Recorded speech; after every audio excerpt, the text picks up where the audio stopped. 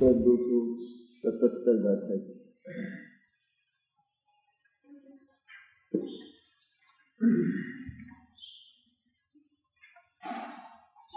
निश्चय और व्यवहार नैकी विषय का प्रतिपादन।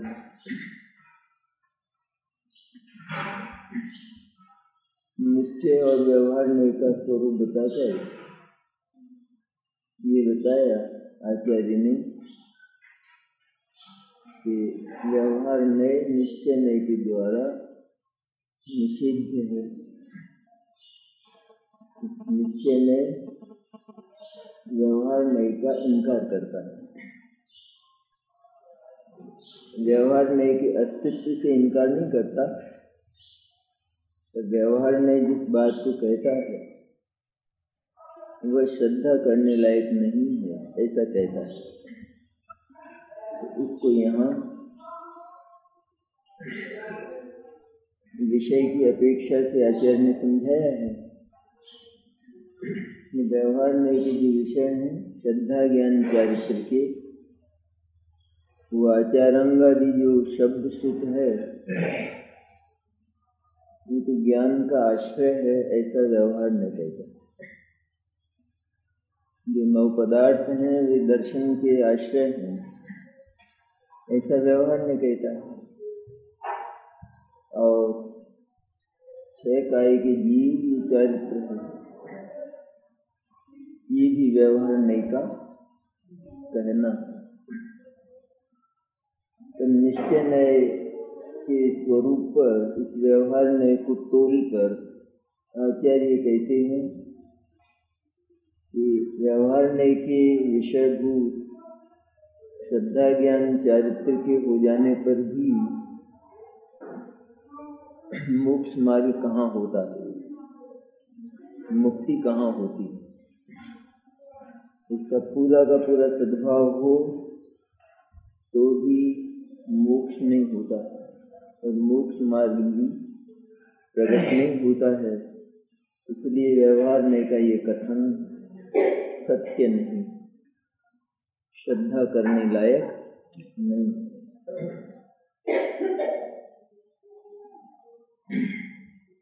तो निश्चय नय की ओर से टीका में स्पष्ट करते हैं बात।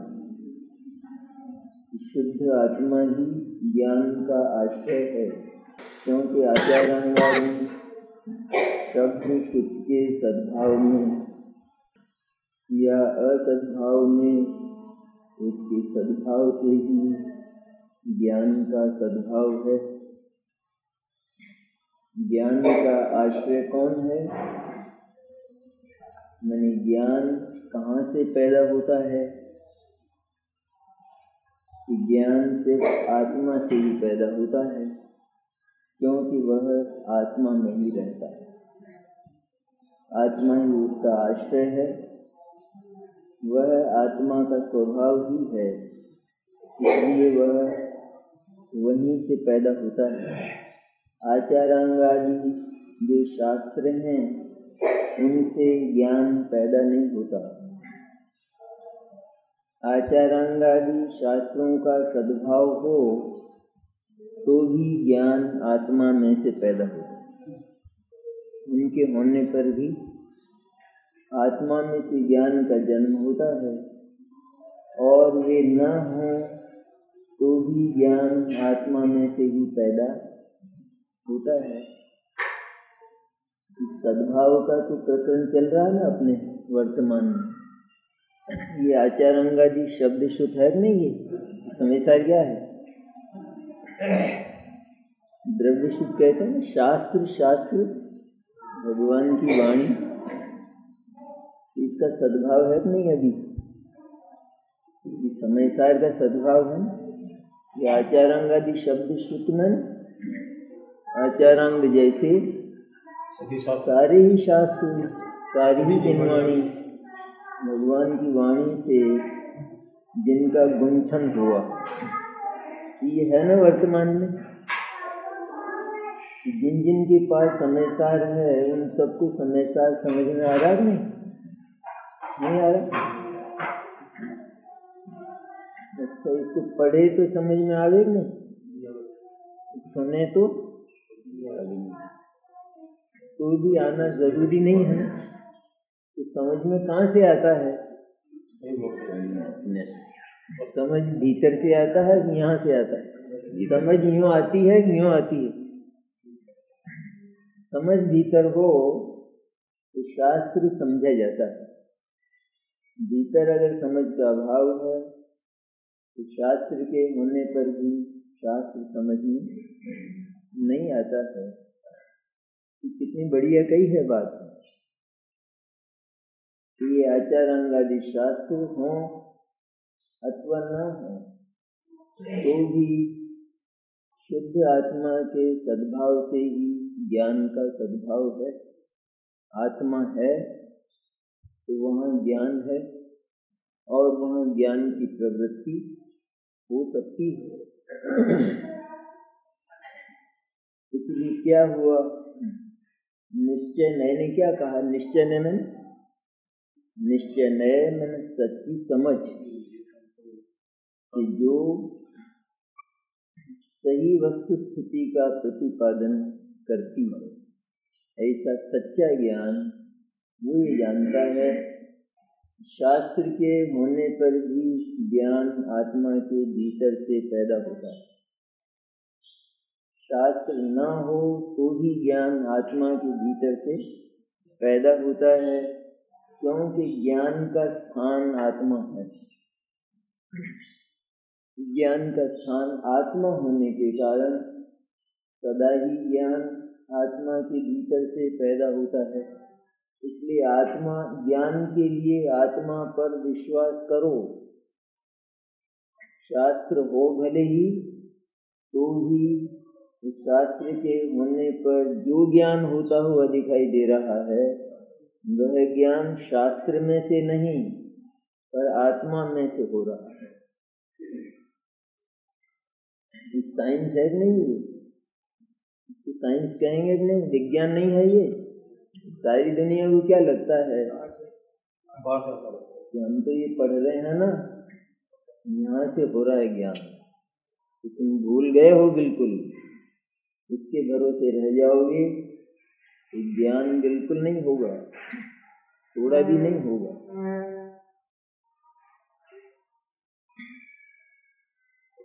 मानते हैं वो नहीं मानते, अपन मानते हैं। वो कौन? कहाँ रहते हैं वो? सभी मानते हैं। वैज्ञानिक की बात है, अपन मानते हैं। जब तक आत्मा को ज्ञान का आश्रय मानकर, ज्ञान का स्थान मानकर ज्ञान के द्वारा उस आत्मा को न जाना जाए और उसका अनुभव न किया जाए, तब तक हम सभी शास्त्र से ज्ञान का होना मानते हैं और यह मिथ्या दर्शन और अज्ञान है। क्योंकि दोनों में से एक समय में एक ही बात होती है। या तो ज्ञान का स्थान आत्मा को माने, जिसने ज्ञान का स्थान आत्मा को माना उसने ज्ञान के द्वारा उस आत्मा को जाना, देखा और अनुभव किया। तब उसने यह भी माना कि शास्त्र से ज्ञान नहीं होता। शास्त्र में ज्ञान नहीं, जब इसका यह अर्थ नहीं होता शास्त्र से ज्ञान नहीं होता तो शास्त्र को फाड़ो, फेंको, ये अर्थ होता है? ये तो कहीं भी अर्थ नहीं होता है। नहीं होता है उससे ज्ञान, तो भी शास्त्र अपनी जगह है, फाड़ने का है प्रकरण भी, या उसको नहीं पढ़ने का, उसके नजदीक भी न आने का। ये द्वेष नहीं पैदा किया जाता है, बस सिर्फ ये बताया जाता है कि अब तक आत्मा को जो ये भ्रम रहा कि मुझे ज्ञान शास्त्र से होता है अथवा भगवान से होता है अथवा पुस्तकों से होता है अथवा प्रकाश से होता है अथवा पदार्थ के होने पर होता है, यह बात झूठ है। ज्ञान अगर भीतर हो, जैसे दीपक में जो पदार्थ दिखाई देते हैं, तो वो दीपक पदार्थों के कारण प्रकाशित करता है।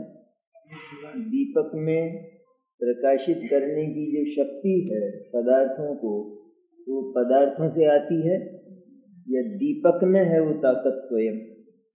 जहाँ दीपक जलता है वहाँ पदार्थ प्रकाशित हो जाते हैं। पदार्थों के कारण दीपक में प्रकाश की शक्ति नहीं आती, उसका जन्म नहीं होता।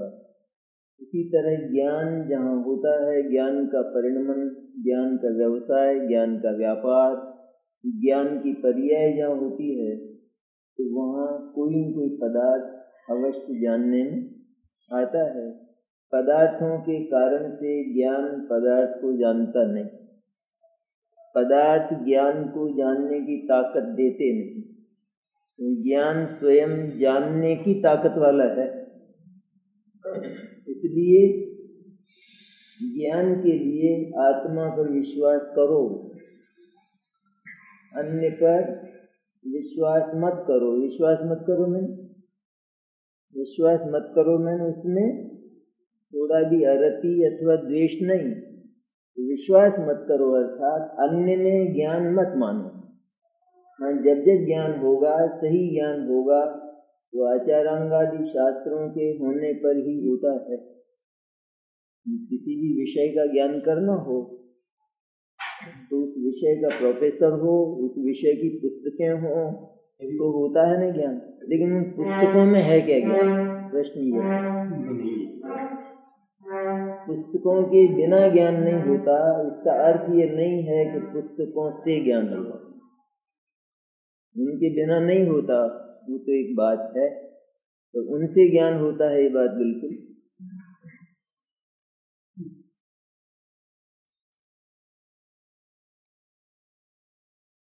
तो आचारांगादि शब्द शुद्ध के सद्भाव में या असद्भाव में, उसके सद्भाव से ही ज्ञान का सद्भाव है।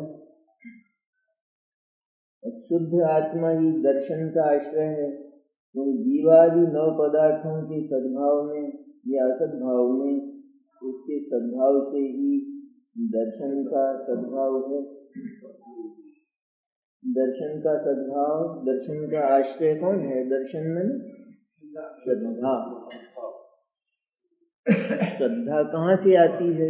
श्रद्धा किस में पैदा होती है? श्रद्धा आत्मा में है, तो आत्मा में ही उसका परिणमन होता है, उसका प्रवर्तन होता है। वह श्रद्धा किसी दूसरे के सहारे से पैदा होती हो, ऐसा बिल्कुल नहीं। तब तो फिर ऐसा होगा कि जैसे किसी में ज्ञान नहीं है और उसने किसी का सहारा लिया तो ज्ञान हो गया, पैदा हो गया, है ना। जिसमें जो नहीं है वह अनंत प्रयत्न करने पर भी पैदा नहीं हो सकता। जैसे तिल हो, तिल तो उसकी तिलाई की जाए तो तेल पैदा होता है। कहाँ निकलता है तेल? मशीन में, है ना। तिल हो अथवा इस तरह के और भी तेल वाले पदार्थ हो, तो मशीन का संयोग हो तो तेल निकलता है। कहा ये भी जाता है कि मशीन से तेल निकला, नहीं कहते? और ये भी कहा जाता है कि तिल्ली से तेल निकला। दोनों ही बातें कही जाती हैं। दोनों में अपन मानते क्या है?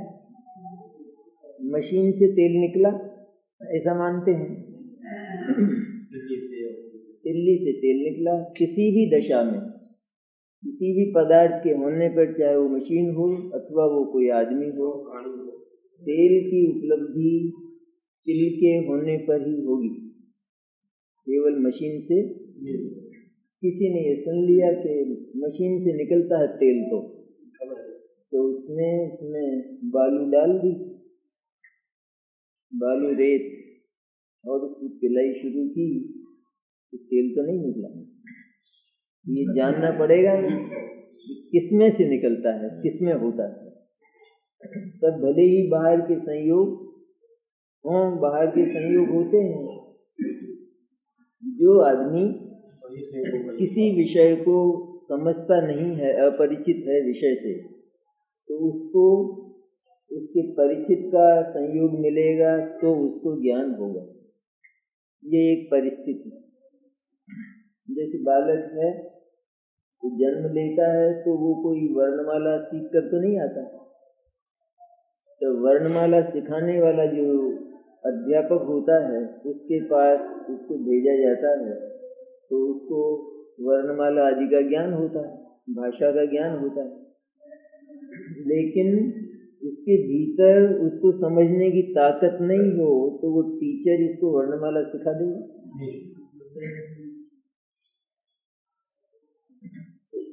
तो दो प्रकार की हुई बात।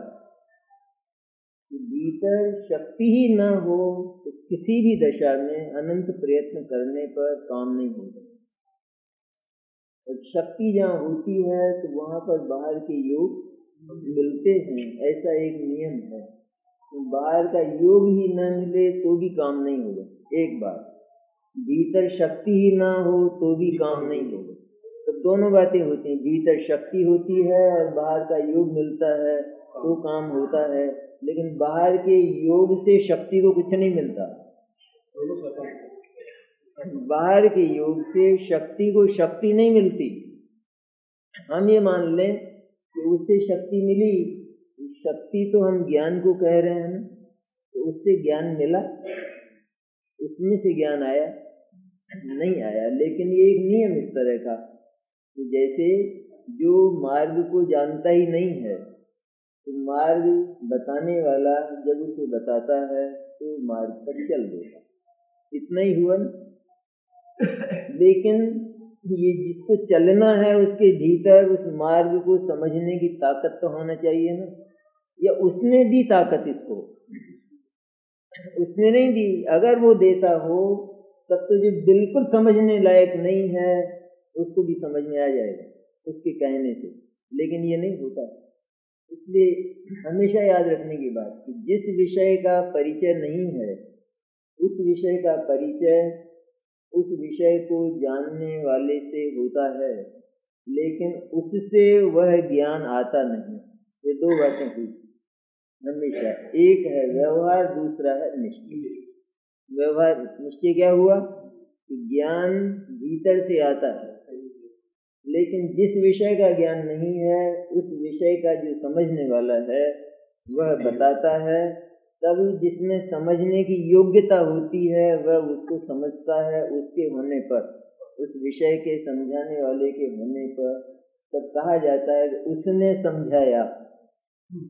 ये हुआ व्यवहार। तो दोनों बातें हैं कि नहीं? इसी तरह सदा से ही आत्मा को आत्मा का परिचय नहीं है, तो बात विलक्षण थोड़ी, सुनने में भी आश्चर्य लगे ऐसा है कि आदमी को नहीं जानता। तो दस ऐसा है आदमी कोई कि आदमी तो नहीं है पर आत्मा है, ऐसा जरूर। तो वो आत्मा के स्वरूप को जानता ही नहीं। आत्मा हमेशा ही अपना परिचय दूसरों के द्वारा देता है कि मैं मनुष्य हूँ, अथवा मैं तिर्यंत हूँ, अथवा मैं गृहस्थ हूँ, अथवा मैं कोई व्यवसायी हूँ, व्यापारी हूँ, अथवा मैं कोई कलेक्टर हूँ, कमिश्नर हूँ। किससे दिया परिचय? दूसरे से दिया। ऐसे से दिया कि जिसका सदा के लिए अभाव हो जाने वाला है। कुत्ती गई और कलेक्टरी गई है न, शरीर गया और वो पर्याय गई मनुष्य की। आत्मा भी गया? आत्मा नहीं गया। इसलिए इनसे जो आत्मा का परिचय देता है और इनको ही जो आत्मा मानता है वो भूल करता है, उसने आत्मा को समझा नहीं, क्योंकि इनके जाने पर फिर कष्ट होता है। जिसने इनको आत्मा माना इनके जाने पर उसे नियम से कष्ट होगा। जिसने इनके होते हुए आत्मा को आत्मा जितना जाना, इनके जाने पर उसे कष्ट नहीं होगा, आने पर उसे हर्ष नहीं होगा। ये कला है एक, कहीं भी रहो जैसे एक व्यक्ति कहीं सर्विस करता है किसी के यहाँ और वहाँ लाखों रुपए का लाभ होता है, तब सर्विस करने का तरीका क्या होता है कि उसके लाभ के साथ तुम अपने आप को मत जोड़ो और उसकी हानि के साथ भी तुम अपने आप को मत जोड़ो। नहीं जोड़ता कोई भी, इतनी समझ तो होती है कि वो नहीं जोड़ता। हुआ तो उसको हुआ, गया तो उसका गया, आया तो उसको आया, मेरे को तो जो महीने में मिलता है वो नहीं जोड़ता है। ठीक इसी तरह है, आत्मा के साथ जितना कुछ संयोग होता है, जितना कुछ हुआ आत्मा से भिन्न भिन्न प्रकार का, उसके साथ आत्मा अपने को न जोड़े। जोड़ेगा तो तकलीफ पाएगा, कष्ट होगा। यहाँ तक कि शरीर आदि के साथ तो जोड़े ही नहीं, अर्थात शरीर के होने पर भी ये अनुभव करे कि शरीर के भीतर मैं बिल्कुल अलग थलग न्यारा हूँ। ये जड़ है, मैं चेतन हूँ। ये अनजान है, मैं जानने वाला हूँ। ऐसा माने तो फिर शरीर के जाने पर उसे अति कष्ट नहीं होगा। कष्ट तो होगा अभी, लेकिन अति कष्ट नहीं होगा। अति कष्ट होता है अपना मानने पर, और कष्ट अनंतवां भाग रह जाता है पराया मानने पर। अन्य को, ये सर्विस करने वाले को अति कष्ट कहाँ होता है? कष्ट तो होता है, नुकसान हो न, जैसे अपने मालिक का नुकसान हो तो कहता था बहुत बुरा हुआ, बहुत ज्यादा नुकसान हो गया। अपना तो आपका हो गया, ये नहीं बोलता, अपना तो अपने बहुत ज्यादा नुकसान हो गया, इसका थोड़ा बहुत इसका भी हिस्सा है क्या? लेकिन इसको दर्द कितना है भीतर से, और इसको जिस दिन वेतन मिले और वो कोई जेब काट ले तो दर्द कितना हो। उसको तो 3 लाख का नुकसान हुआ, इसको मिलता है वेतन 300 रुपए, तो इसके 300 रुपए की जेब कट जाए, इसको कितना दर्द होता है? तो इसके 3 लाख जितना होता है वो तो बिल्कुल नहीं होता है। वहां तो बहुत बुरा हुआ तो होता है। ऐसा नहीं है कि ये कह के बहुत अच्छा हुआ साहब, क्या फर्क पड़ता है, ऐसा कहे तो सर्विस नहीं कर सकेगा। लेकिन दर्द तो होता है भीतर, थोड़ा दुख तो होता है, लेकिन वहाँ परायापन होने के कारण सचमुच दर्द गहरा हो ही नहीं सकता। और जहाँ आत्मीयता होती है वहाँ दर्द गहरा ही होता है, भले दिखाया न जाए। दिखाने दिखाने की नहीं है बात, भले ही न दिखे, कोई भी दर्द बहुत गंभीर होता है। इसी तरह आत्मा तो दर्शन ज्ञान चारित्र जितना है, और वो दर्शन ज्ञान चारित्र आत्मा के साथ ही है। आत्मा का दर्शन ज्ञान चारित्र शरीर में नहीं आता, नहीं आता न। जैसे शरीर का कपड़े में कुछ नहीं आता है और कपड़े का शरीर में कुछ नहीं जाता है, इसी तरह आत्मा का इस शरीर में कुछ नहीं आता है, क्योंकि शरीर तो लोही का मांस का बना हुआ है और आत्मा दर्शन ज्ञान चारित्र का बना हुआ है। आत्मा में तो खून नहीं निकलता, आत्मा को ब्लड प्रेशर नहीं होता, आत्मा को बुखार नहीं आता, क्योंकि वो आत्मा उससे अलग प्रकार का पदार्थ है, बिल्कुल भिन्न प्रकार का है। एक कला आचार्य ने बताई है केवल कि तुम जितने हो अपने आप को उतना मानो, इसके साथ अपने आप को मत जोड़ो। इसको साथ लेकर अपने आप को मत मानो, इसको साथ लेकर अगर मानोगे तो बहुत दर्द होगा, बहुत तकलीफ होगी। जैसे कोई मिनिस्टर हो गया तो उसको ये समझना चाहिए कि ये जो मिनिस्ट्री है ये मेरी नहीं, लेकिन यह दुनिया की दी हुई, लोगों की दी हुई है, मेरी नहीं है। लोग जब चाहेंगे तब इसको वापस ले लेंगे। तो मैं इस मिनिस्ट्री के समय अपने आप को उतना का उतना आदमी मानूंगा तो इसके जाने पर दुख नहीं होगा। और अगर मैंने इसको अपने साथ लपेट कर फिर अपने आप को माना तो इसके जाने पर महाकष्ट हो, बहुत दर्द हो। पहले हुए ना इस तरह के राजा हुए ना, बादशाह हुए ना, नवाब वगैरह, तो राज्य करते थे लेकिन वो अपने आप को राजा नहीं मानते थे, केवल मनुष्य मानते थे। तो टोपियां सीकर आया ना एक नवाब का, तो टोपियां सीकर और अपना काम चलाता था, जो प्रजा का पैसा था उसको हाथ नहीं लगाता था।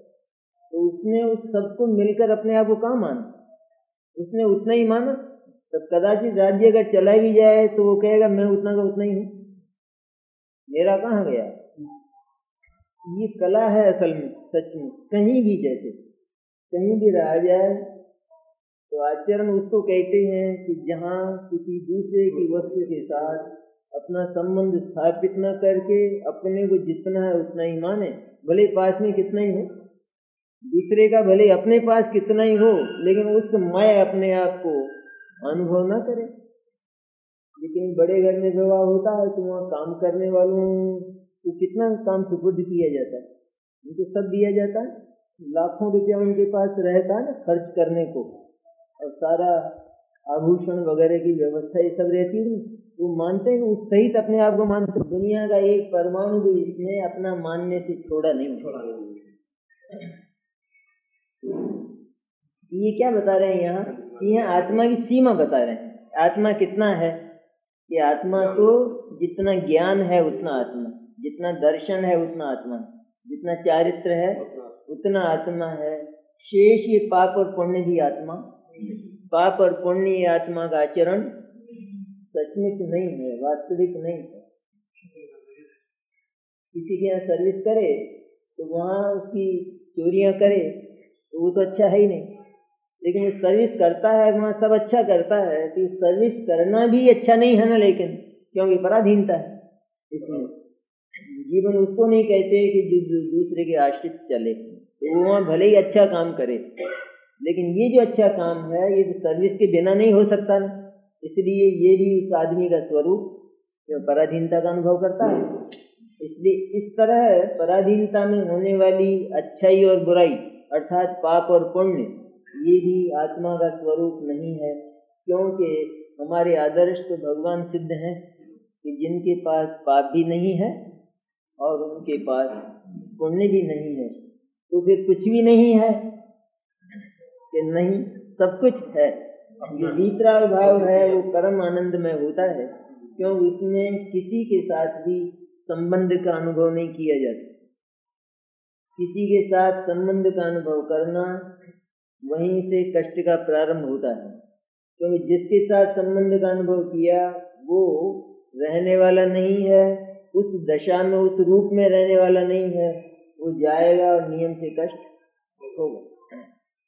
ये ज्ञान का है प्रकरण सारा, पहले छोड़ने छाड़ने का नहीं है। ज्ञान के बिना अगर छोड़ दिया तो जंगल में भटक जाएगा। सबसे पहला प्रकरण है एक आत्मा कितना है, बस उतना आत्मा वो जाना जाए तो फिर चारित्र नियम से पैदा होता है, अन्यथा नहीं होगा। तो अब दूसरी बात कहते हैं अपने श्रद्धा की बात।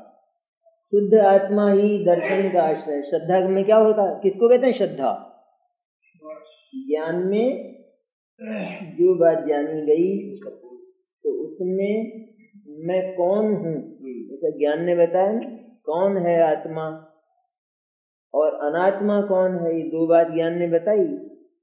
उसमें जो आत्मा है उसके संबंध में ऐसी वृत्ति पैदा होना यही आत्मा है, यही मैं हूँ, इसका नाम हुआ श्रद्धा। तो श्रद्धा कहते हैं। तो शुद्ध आत्मा ही दर्शन का आश्रय है। दर्शन माने श्रद्धा, याद रखना, क्योंकि जीवादि नौ पदार्थों के सद्भाव में या सद्भाव में उसके सद्भाव से ही दर्शन का सद्भाव है। जीवादि नौ पदार्थों के सद्भाव में या सद्भाव में भगवान जो है, भगवान सिद्ध को जीवादि नौ पदार्थों का सद्भाव है नहीं? क्यों प्रद्युम्न बोल, मंत्री, नए मंत्री, भगवान सिद्ध को जीवादि नौ पदार्थ का सद्भाव है नहीं? नौ पदार्थ मालूम है? नौ ग्रह मालूम होगी, नौ पदार्थों का क्या काम है? नौ ग्रह का हो अपने को, नौ ग्रह के मंडल मंडाया नहीं कभी?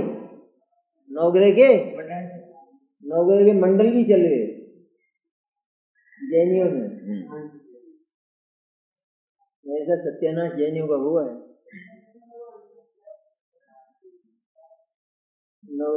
भगवान की पूजा कौन करेगा नवग्रह के सामने?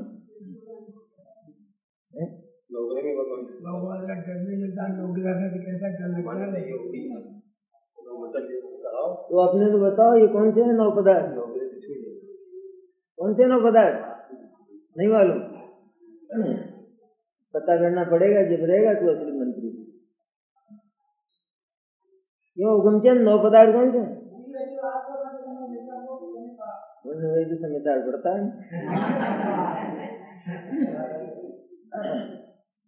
तो भगवान सिद्धू को है कि नहीं? अपना प्रश्न तो ये है। 9 पदार्थ है? पदार्थ रहित हो गए भगवान? क्या विनोद? नहीं। 9 पदार्थ में क्या है भगवान के पास? 9 पदार्थों में भगवान के पास कितने पदार्थ हैं? ये भी नहीं मालूम? है ही नहीं। 9 पदार्थों में भगवान के पास कोई पदार्थ है कि नहीं? बढ़िया हो गया काम है। अध्ययनशाला में जाया करो सब। भगवान जीव नहीं है तो भगवान मोक्ष है नहीं? मोक्ष मोक्ष तो कितने पदार्थ भगवान के पास? 9 में से कितने हैं भगवान के पास? एक ही जीव पदार्थ। मोक्ष नहीं? अरे 9 पदार्थ में 2 तो हैं भगवान के पास। बिल्कुल ही क्या जीते करते हो? क्या रहेगा फिर? एक तो जीव और एक मोक्ष है ना, 2 है कि नहीं? पाप पुण्य है कि नहीं? नहीं। और संवर निर्जरा वो भी नहीं। थोड़ा थोड़ा आश्रव बंद वो भी नहीं।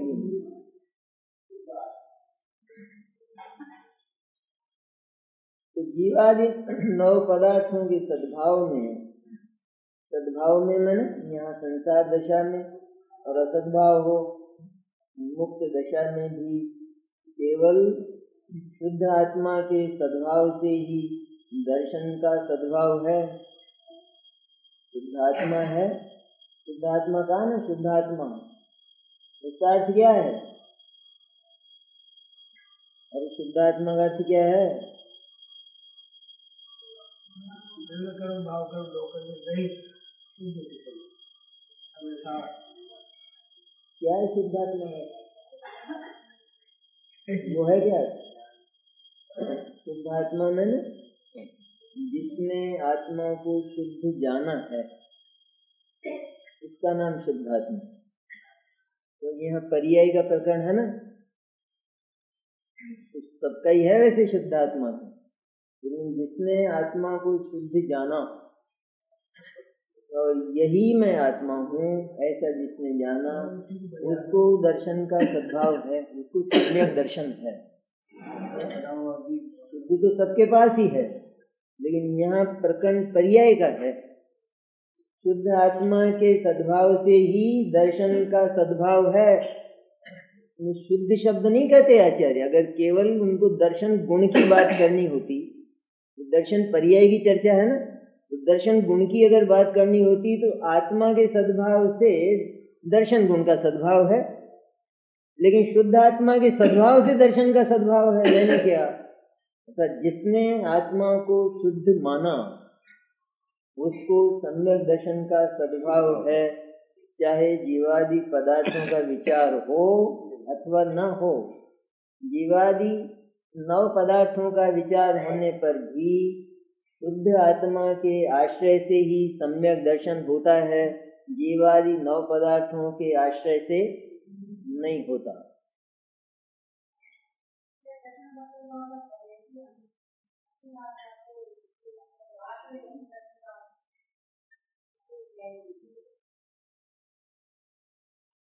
पर्याय तो बोला ना, पर्याय तो कह रहे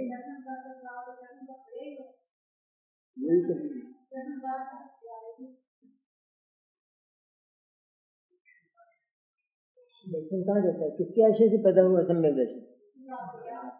हुआ ना, वही चाहिए ना बात।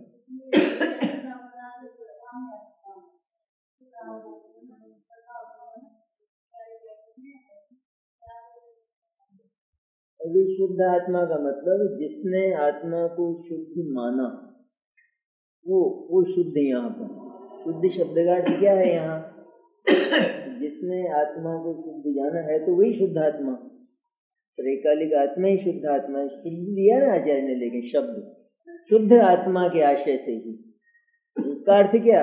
आत्मा तो शुद्ध ही है, लेकिन जिसने आत्मा को शुद्ध जाना उसको सम्यक दर्शन होता है। उसके आश्रय से दर्शन का सद्भाव है। मैंने 9 पदार्थ हो, 9 पदार्थों का विचार हो, तो भी उन 9 पदार्थों के विचार के समय भी शुद्ध आत्मा के अवलंबन से है सम्यक दर्शन। 9 पदार्थों के विचार से सम्यक दर्शन नहीं होता है।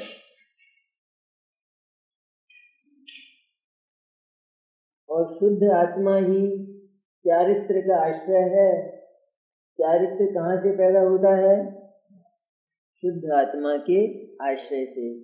आत्मा का चारित्र, आत्मा का आचरण कहाँ हो? आत्मा में ही हो। और कहाँ हो? जो आत्मा है वो तो नंदन वन जैसा है, एक वाटिका जैसा है, अनंत गुणों के पुष्प जिसमें खिले हैं, खिले हुए, बंद नहीं, खिले हुए पुष्प हैं। तो सुगंध क्यों नहीं आती? तो नाक में मिथ्या दर्शन धर रखा है। सुगंध कहाँ से आ रहा है? कैसे आवे सुगंध? मुंह में तो कुटकी रख ले और फिर इसके बाद हलवा खाए तो कड़वा कड़वा लगता है जी। हलवा क्या बात है? कुटकी तो रख ले। अथवा जर्दे का पान खा ले, जर्दे का, और फिर हलवा खाए। क्या है ये हलवा? मिलावट में स्वाद आता है कभी? इसी तरह आत्मा का चारित्र कहाँ रहता है? आत्मा आचरण वाला पदार्थ है, और किसी में नहीं होता आचरण, दूसरे पदार्थ में। ये आचरण वाला पदार्थ है। इसका आचरण कहाँ हो? अपने में ही हो। आचरण के लायक जो पदार्थ है कि जहाँ सब कुछ मिलता है सचमुच, ऐसा आत्मा हो, तब तो आत्मा पसंद आवे। और अगर आत्मा पसंद आने लायक पदार्थ नहीं हो तो आचरण कौन करे? उसमें क्यों जाए उसके पास? इसलिए क्योंकि वो शुद्ध आत्मा ही चारित्र का आश्रय है। चारित्र को, सम्यक आचरण को पैदा करने के लिए आत्मा का आश्रय लो। अर्थात यह मानो चारित्र मेरे आत्मा में से पैदा होता है, इसलिए मुझे अपने आत्मा में ही आचरण करना चाहिए। उसी का नाम सम्यक चारित्र है। ये आचरण नहीं शरीर में जो दिखाई देता है वो आचरण नहीं आत्मा का। वास्तव में वो आचरण है आत्मा का। एक व्यक्ति जैसे लिखता तो उसका आचरण है, ज्ञान का आचरण है। वो जो लिखता है उसमें ज्ञान है, वो तो उससे प्रकट होता है, उसकी निशानी है वो तो। लेकिन वो है क्या? ये हाथ है, हाथ चलता है, इसमें ज्ञान है। जो बाहर जो अक्षर लिखे जाते हैं उनमें ज्ञान है। तो ज्ञान भीतर है, ज्ञान का परिणमन भीतर होता है और उसकी निशानी है ये भीतर ज्ञान है, लेकिन इसमें ज्ञान नहीं है।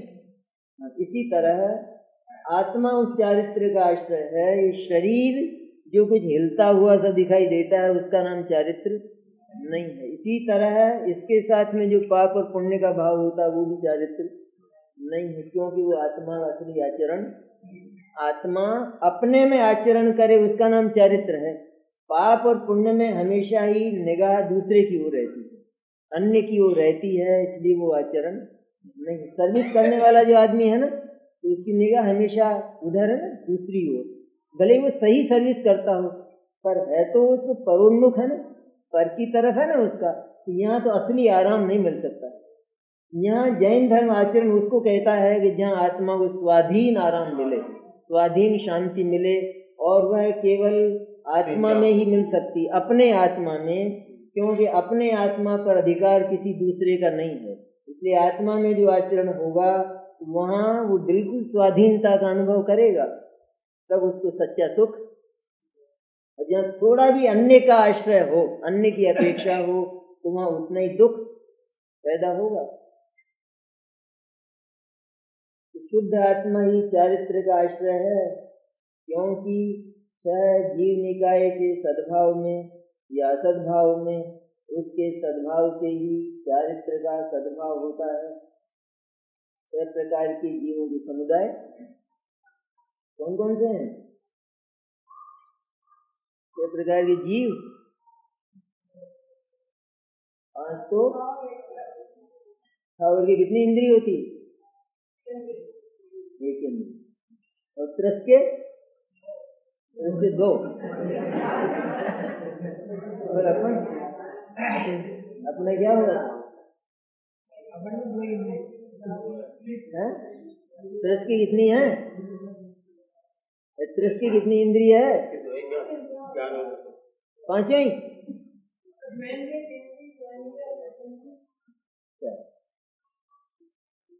तो 5 स्थावर में 1 इंद्री। कौन कौन से 1 इंद्री है? 1 इंद्री के नाम भी नहीं मालूम? तो जिसको 1 इंद्री होना हो वो जाने।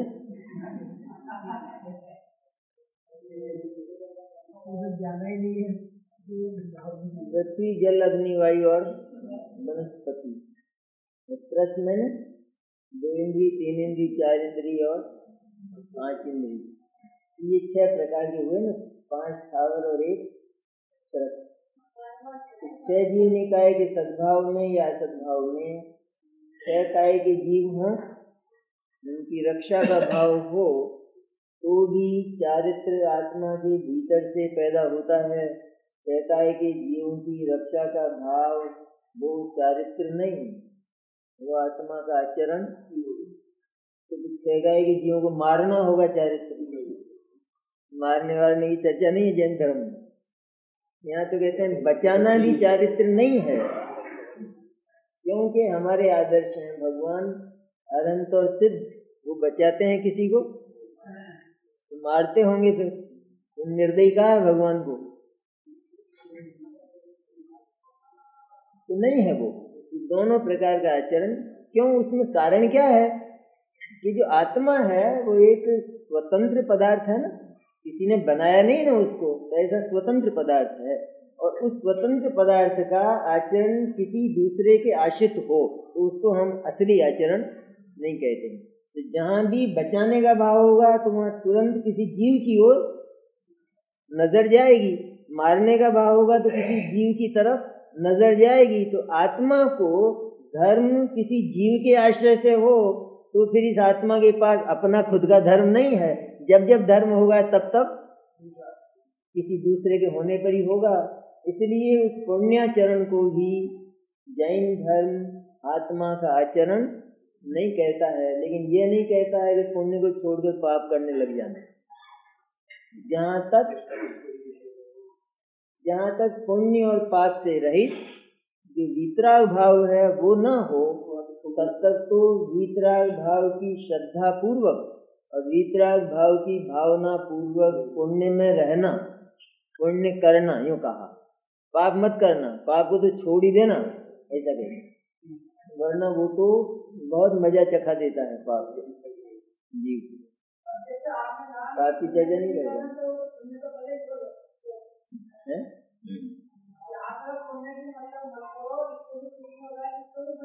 हाँ, वो छोड़ देता होगा, अपने को नहीं छोड़ना चाहिए। वो छोड़ देता है ना, वो छोड़ देता होगा, अपने को नहीं छोड़ना चाहिए। वो मैंने कौन सा मंदिर?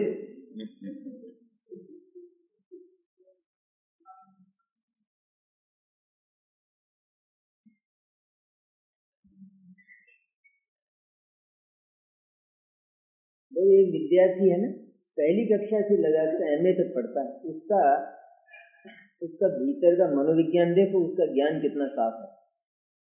जितने कुछ उसके साधन है, बाह्य साधन, पहली कक्षा की पुस्तकें, दूसरी पुस्तकें, तीसरी की पुस्तकें, उसके अध्यापक, उसकी कक्षा, उसका विद्यालय, इन सबको साधन कहा जाता है। लेकिन जब से वो पढ़ना शुरू करता है, उसको बुद्धि आती है सच्ची, तब से वो उसको ये आतुरता रहती है कि ये मेरा स्कूल कब छूटे। ये भीतर से रहता है, कभी नहीं छूटे जिंदगी भर। ये प्रोफेसर तो बहुत अच्छा, हमेशा मैं तो साथ ही रहूँ इसके, ऐसा होता है। अच्छा, तो छूटे कब? तो छोड़ देता होगा फिर तुरंत। ये कब छूटे? ऐसी भावना भीतर से होने पर भी छोड़ देता है? नहीं छोड़ता। तो कितना और अंतर्द्वंद होता है उसको, भीतर झगड़ा चला करता है। छोड़ना है तो छोड़ क्यों नहीं देता है, छोड़कर घर क्यों नहीं बैठता? तो घर बैठ जाएगा तो क्या करेगा, गाय चराएगा, क्या करेगा?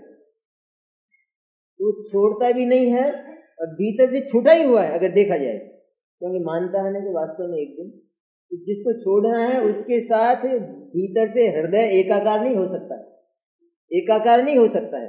तो वर्तमान में भी उसके साथ एकाकार न होकर उसकी प्रवृत्ति होती है, क्योंकि वो ये जानता है कि जो काम होना है वो इसी रीति से होना। लेकिन इनमें मेरा ज्ञान कहीं भी नहीं है, इन पुस्तकों में नहीं है, कलम में नहीं है, फाउंटेन पेन में नहीं है, अध्यापक में मेरा ज्ञान नहीं है, विद्यालय में मेरा ज्ञान नहीं, इनमें मेरा ज्ञान तो मेरे इतना जानता है नहीं। तो किस पर विश्वास करता है? सच्चा विश्वास किस पर करता है? जो सच्चा प्रोफेसर होता है वो ये कहता है मेरे भरोसे मत रहना, सच्चा होता है। और जो आजकल का होता है वो कहता है कि मेरे ही भरोसे रहना चाहिए, मेरी ट्यूशन कर ले तेरी नाव पार लग जाएगी। तो आजकल की बात है। सच्चा होता है तो यूँ कहता है, जो विद्यार्थी कहता है मैं तो आपके ही भरोसे हूँ, कि मेरे भरोसे मत रहना। तो अध्यापक का अविश्वास है, विश्वास है उसको, है सचमुच है विश्वास, सचमुच, क्योंकि उसका विश्वास कर ले तो फेल होने वाला है, क्योंकि ये परिश्रम नहीं करेगा। इसलिए विश्वास किसका है? अपने परिश्रम का, अपनी बुद्धि का विश्वास करना। मेरे भरोसे मत रहना, मेरा विश्वास मत करना, मेरा विश्वास मत करना। मैं कोई धोखेबाज आदमी हूँ ये नहीं कहता हूँ, लेकिन मेरे भरोसे मत रहना, मैंने तू परिश्रम करना पूरा, ये उसका अर्थ होता है। लेकिन वो सबके सब साधन होते हैं, सारे साधन होते हैं, उन सारे साधनों में वह केवल अपनी बुद्धि का प्रयोग करता जाता है। तो बुद्धि का जो भी प्रयोग होता है वो इन साधनों के होने पर होता है। किसी को पढ़ाई करना हो और वो गिल्ली डंडे ले आवे, इकट्ठे कर ले सब, तो पढ़ाई आएगी? फुटबॉल ले आवे, हॉकी ले आवे और उससे वो अंग्रेजी पढ़ने लगे तो आएगा? ये अंग्रेजी पढ़ेगा तो अंग्रेजी की पुस्तक होगी, अंग्रेजी पढ़ाने वाला होगा, लेकिन इनमें से अंग्रेजी आने वाली नहीं है, कहते यहाँ से आएगी। ये तो पक्की है ना बात, ये ऐसी कैसी बात है? ये 7 तत्वों की 9 तत्वों की श्रद्धा के बिना सम्यक दर्शन नहीं होगा। जब जब सम्यक दर्शन होगा तब उस जीव को 9 तत्व का विचार होगा, लेकिन उस 9 तत्व के विचार का नाम सम्यक दर्शन नहीं है। सम्यक दर्शन आत्मा के भीतर से पैदा होगा, वो इस श्रद्धा से पैदा होगा कि मैं शुद्ध आत्म तत्व हूँ। इसी तरह सम्यक ज्ञान जब जब होगा तब आत्मा के स्वरूप को बताने वाले शास्त्रों के, जिनवाणी के, गुरु के आगम के होने पर ही होगा, लेकिन उनसे नहीं होगा। उनके होने पर होगा लेकिन उनसे नहीं होगा। तो कहाँ से होगा? क्योंकि ज्ञान का जो अधिष्ठान है, आश्रय है, वो आत्मा है, इसलिए आत्मा के भीतर से होगा। इसी तरह चारित्र जब जब होगा तब चित्त के भीतर दया की परिणति होगी, तभी होगा। मारने का भाव, वध का भाव हो, सताने का भाव हो तो उस जीव को चारित्र होगा ही, लेकिन बचाने का भाव और अहिंसा का भाव हो तो वहां भी जीव को चारित्र नहीं होगा। तो अहिंसा का भाव होने पर होगा, अहिंसा का भाव होगा तब वहां जीव अपने भीतर आचरण कर सकेगा, अन्यथा नहीं कर सकेगा। क्योंकि ये जो मंद परिणाम होता मंद कषाय का, वहां पर आत्मा भीतर का आचरण कर सकता है। तीव्र परिणाम हो तो वहां पर आचरण, भोजन बनाते हैं रसोई में लकड़ियों से, जैसे कोई भोजन बनाता है ना, तो तेज धुआं हो घटाटोप तो रोटी नहीं बनती, लेकिन अगर मंद धुआं हो तो मंद धुआं चलता जाता है, रोटी भी बनती जाती है। वो एकदम बाधक तो नहीं होता है। और घटाटोप धुआं हो कि जिसमें सब कुछ दिखना बंद हो गया हो तो वहां पर कुछ नहीं होगा। इसलिए जो तीव्र हिंसादि का परिणाम है वहां पर सम्यक दर्शन ज्ञान चारित्र होता ही है। पापों का तीव्र परिणाम हो तो वहां जिनवाणी फाड़ने का परिणाम तो कैसा होगा? कैसा होगा? ये जो जीवों को मारने से ज्यादा भयंकर अपराध है ये सामान्य अपराध। जिस जनवाणी में जीव के परम कल्याण की परम हित की बात लिखी है, उस जनवाणी के प्रति द्रोह हो, कितना भयंकर पाप है।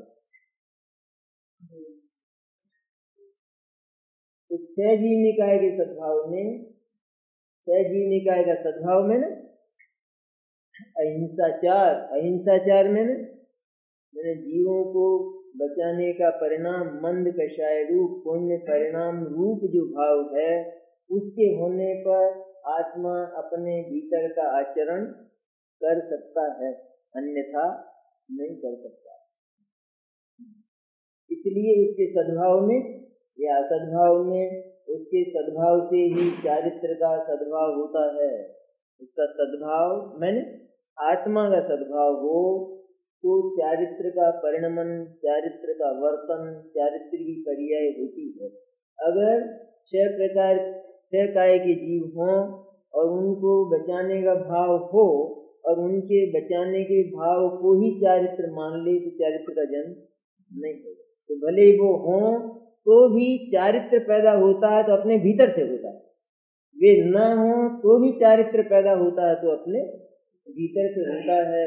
उनके होने पर होता है, ये भी एक नियम रहा। लेकिन उनसे क्योंकि योग्य साधन होते हैं, हर कार्य के साधन योग्य होते हैं, जैसा कार्य होता है उसके अनुरूप उसके साधन होते हैं, लेकिन उन साधनों में से वो कार्य नहीं होता, क्यों? वो तो बिल्कुल अलग चीजें हैं। तो ऐसी एक रीति है, कार्य की एक पद्धति है कार्य की।